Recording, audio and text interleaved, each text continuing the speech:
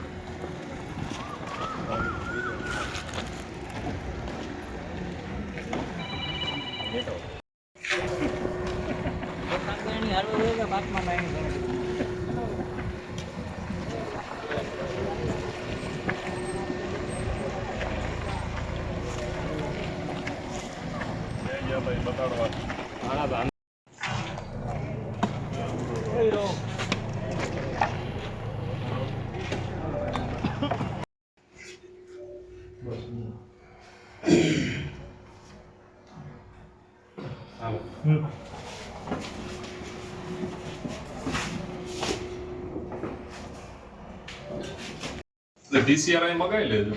આવી ગઈ। પછી શું કર્યું? ફોન લઈ દીધો, એ ઓછી ધારો ચાલી અને એ એમ ધક્કો માર્યો, એ પડી, તમને ધક્કો માર્યો, એ પડી, પછી ફોન લઈને કઈ ઉઈ ગયા, કહેતો નહીં। પછી ફોન લઈને બીજું શું કર્યું?